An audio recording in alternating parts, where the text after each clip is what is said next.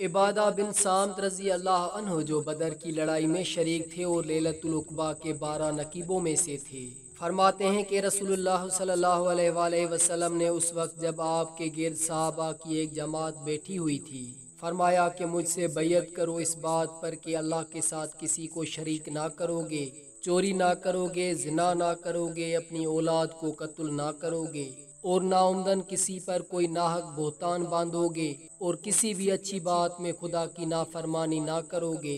جو کوئی تم میں اس عہد کو پورا کرے گا تو اس کا ثواب اللہ کے ذمے ہے، اور جو کوئی ان بری باتوں میں سے کسی کا ارتکاب کرے اور اسے دنیا میں اسلامی قانون کے تحت سزا دے دی گئی تو یہ سزا اس کے گناہوں کے لیے بدلہ ہو جائے گی، اور جو کوئی ان میں سے کسی بات میں مبتلا ہو گیا اور اللہ نے اس کے گناہ کو چھپا لیا، پھر اس کا معاملہ اللہ کے حوالے ہے، اگر چاہے معاف کرے اور اگر چاہے سزا دے دے۔ عبادہ کہتے ہیں پھر ہم سب نے ان سب باتوں پر آپ صلی اللہ علیہ وآلہ وسلم سے بیعت کر لی۔ صحیح بخاری حدیث نمبر 18۔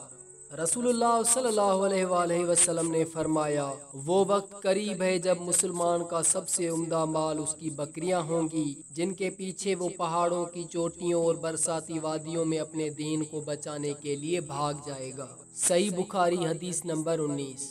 رسول اللہ صلی اللہ علیہ وآلہ وسلم لوگوں کو کسی کام کا حکم دیتے تو وہ ایسا ہی کام ہوتا جس کے کرنے کی لوگوں میں طاقت ہوتی۔ اس پر صحابہ رضی اللہ عنہما نے عرض کیا کہ یا رسول اللہ، ہم لوگ تو آپ جیسے نہیں ہیں، آپ تو معصوم ہیں اور آپ کی اللہ پاک نے اگلی پچھلی سب لغزشیں معاف فرما دی ہیں، اس لیے ہمیں اپنے سے کچھ زیادہ عبادت کرنے کا حکم فرمائیے۔ یہ سن کر آپ ناراض ہوئے، حتیٰ کہ خفگی آپ کے چہرے مبارک سے ظاہر ہونے لگی۔ پھر فرمایا، بے شک میں تم سب سے زیادہ اللہ سے ڈرتا ہوں اور تم سب سے زیادہ اس سے جانتا ہوں، پس تم مجھ سے بڑھ کر عبادت نہیں کر سکتے۔ صحیح بخاری حدیث نمبر 20۔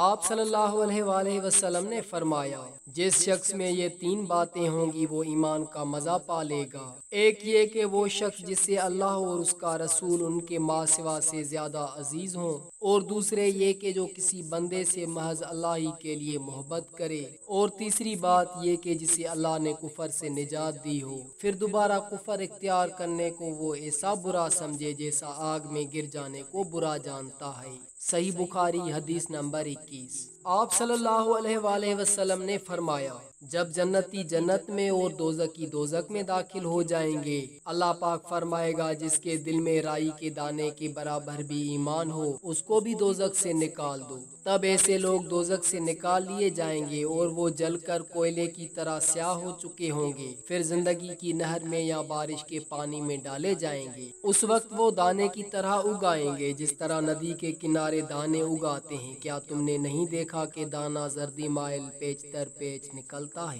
صحیح بخاری حدیث نمبر 22۔ رسول اللہ صلی اللہ علیہ وآلہ وسلم نے فرمایا کہ میں ایک وقت سو رہا تھا، میں نے خواب میں دیکھا کہ لوگ میرے سامنے پیش کیے جا رہے ہیں اور وہ کرتے پہنے ہوئے ہیں، کسی کا کرتا سینے تک ہے اور کسی کا اس سے نیچا ہے۔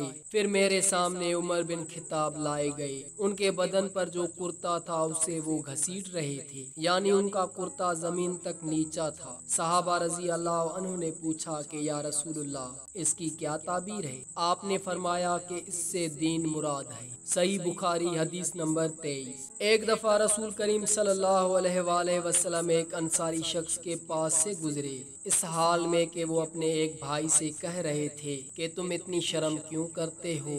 آپ نے اس انصاری سے فرمایا کہ اس کو اس کے حال پر رہنے دو، کیونکہ حیا بھی ایمان ہی کا ایک حصہ ہے۔ صحیح بخاری حدیث نمبر 24۔ رسول اللہ صلی اللہ علیہ وآلہ وسلم نے فرمایا، مجھے اللہ کی طرف سے حکم دیا گیا ہے کہ لوگوں سے جنگ کروں اس وقت تک کہ وہ اس بات کا اقرار کر لیں کہ اللہ کے سوا کوئی معبود نہیں ہے، اور یہ کہ محمد صلی اللہ علیہ وآلہ وسلم اللہ کے سچے رسول ہیں، اور نماز ادا کرنے لگیں اور زکوٰۃ دیں۔ جس وقت وہ یہ کرنے لگیں گے تو مجھ سے اپنے جان و مال کو محفوظ کر لیں گے، سوائے اسلام کے حق سے، رہا ان کے دل کا حال تو ان کا حساب تو اللہ کے ذمہ ہے۔ صحیح بخاری حدیث نمبر 25۔ رسول اللہ صلی اللہ علیہ وآلہ وسلم سے دریافت کیا گیا کہ کون سا عمل سب سے افضل ہے؟ آپ نے فرمایا اللہ اور اس کے رسول پر ایمان لانا۔ کہا گیا اس کے بعد کون سا؟ آپ نے فرمایا کہ اللہ کی راہ میں جہاد کرنا۔ کہا گیا پھر کیا ہے؟ آپ نے فرمایا حج مبرور۔ حدیث نمبر 26۔